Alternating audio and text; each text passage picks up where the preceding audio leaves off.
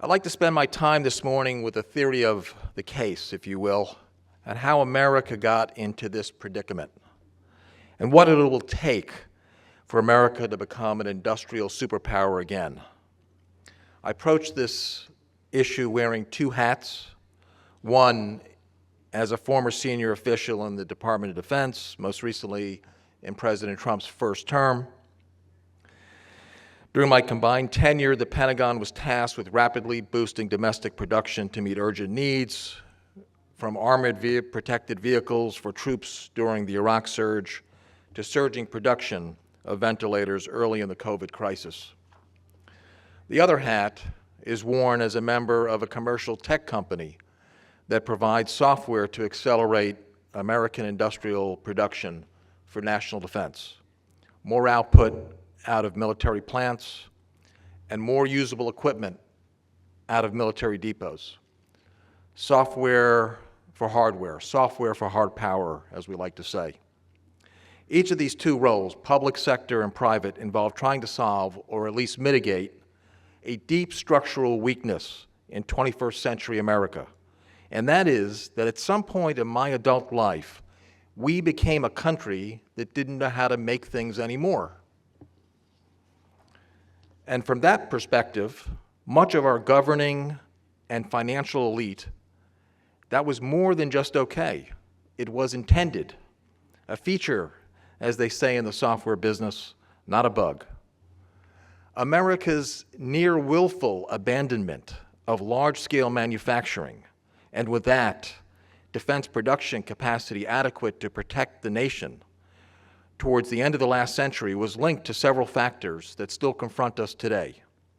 Indeed, the broader economic, social, and political factors that made America such a hostile place to keep a factory running, much less open a new plant, were also hostile to those things that make a society healthy writ large: family formation, civic engagement, religious observance, respect for tradition, and more. All top of mind at this conference and for conservatism writ large. For everyone here, the goal should be not just to do away with bad policies and support new ones, what President Trump is finally getting a chance to do in his second term, but to fully dispensing with the underlying mindset that introduced those abysmal policies in the first place. Consider that not too long ago, the American people were the dominant, unstoppable force as creators, innovators, and builders. The term you hear a lot today is dynamism, and we have Catherine Boyle and Andreessen Horowitz largely to thank for making American dynamism not just a permissible goal, but a celebrated one. Think of the automobile, air and space travel, computing, and much more, from the Wright brothers to the Manhattan Project, to the transistor, to the moonshot, to the internet. These weren't just extraordinary inventions. They generated massive industrial hubs and related ecosystems, supporting tens of millions of jobs for American citizens who were not college graduates. But they were able to enjoy the fruits of middle-class living and the dignity, and to do so often on one salary per family. The defense industrial sector had a unique function in this system, but was not separate and apart. It drew on the same big pool of domestic industrial materials, skilled workers, and supply networks. And the R&D funded by national defense in microelectronics and aerospace would have significant commercial applications and fuel massive commercial growth, at least through the Reagan era. The great illusion of post-Cold War America was that in a world that was flat, as Thomas Friedman lovingly put it, it didn't really matter where things were made. So long as America was leading in quote-unquote innovation, science projects, R&D, digital commerce, plus finance and so-called global values, the rest would take care of itself. Fueling that macroeconomic illusion was a microeconomic illusion, namely that the production of things could be separated from their design. So the great offshoring started with the basics: textiles, toys, basic appliances, and simple electronics. What followed were mined and processed materials like minerals, chemicals, steel, and aluminum that some Americans, especially on the coast, were more than happy to see go. Smokestack was not a term of affection.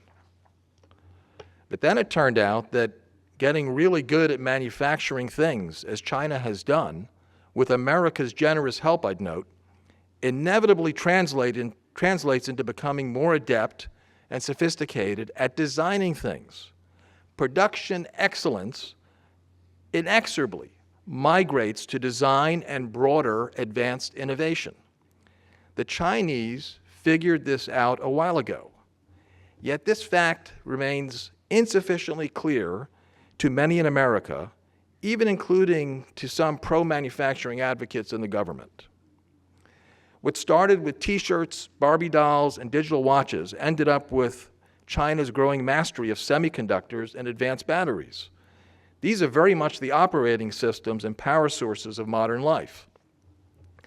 At the same time, I'd note, China systemically established a chokehold over the processing of the critical materials found not only in these high-end products, but essentially nearly every industrial function. That includes rare earth elements contained in medical equipment, automobile electronics, power generation, not to mention stealth fighter jets, Tomahawk cruise missiles, and attack submarines.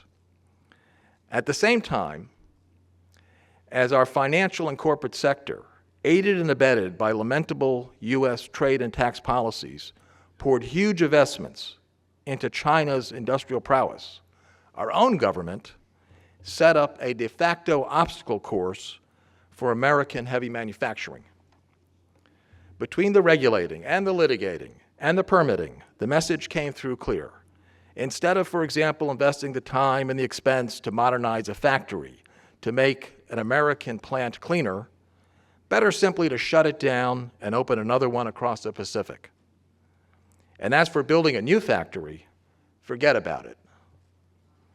Multiple years to build even a modest-sized bridge or an assembly plant, or in the case of California, a park bench or a public toilet. The same no-build mindset hamstrung construction of plants, power lines, and other infrastructure needed for plentiful, affordable electricity, the sine qua non of a broadly shared prosperity.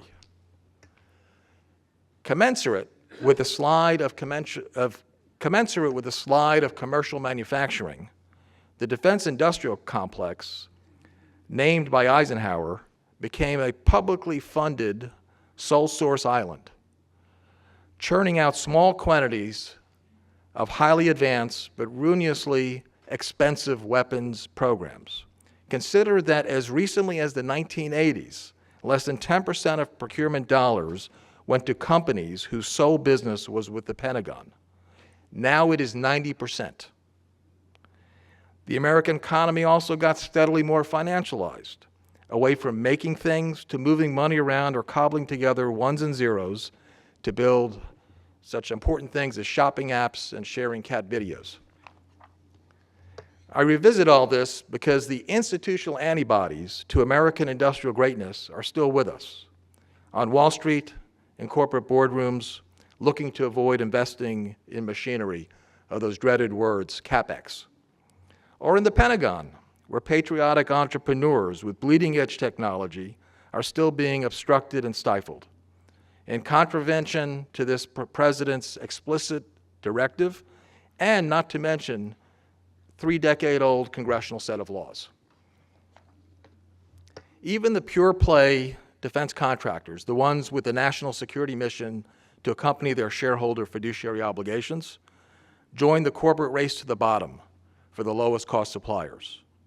These included increasing numbers of Chinese-linked companies, providing parts to major weapon systems.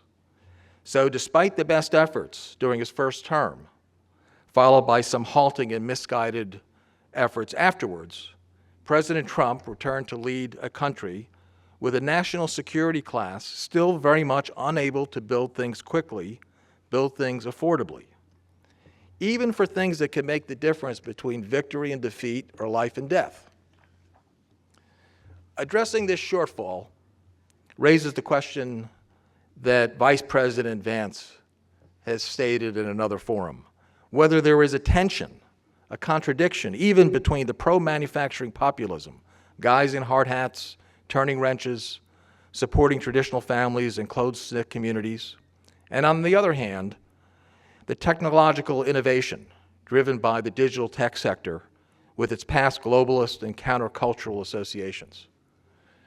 The Vice President concluded correctly that the two need not be in conflict at all. As he said, in fact, historically, the two have mutually reinforced each other. They did so in ways that made America the wealthiest, most powerful, and technologically advanced in the world.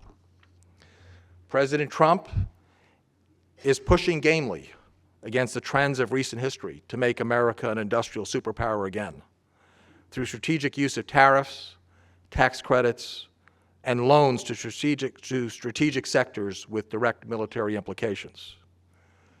Paradoxically, it is software that may be the key to America's hardware manufacturing renaissance. We found that artificial intelligence makes industrial production processes massively more effective, efficient, and affordable, and thus more viable within America's borders to sustain dignified American livelihoods, whether it's to build a new container ship or a ballistic missile submarine, to build out and secure robust supply chains for automobiles or unmanned vehicles, for advanced batteries or advanced munitions. 21st century manufacturing will differ fundamentally from its antecedents, most notably in the use of robotics and digital systems to accelerate output and grow the base of high-paying manufacturing jobs. It does not require the equivalent of a moonshot, which involved inventing new technologies and consuming a significant share of America's GDP, but it does require a combination of targeted incentives that shift the underlying market dynamics toward domestic production of the most essential materials, parts, and products.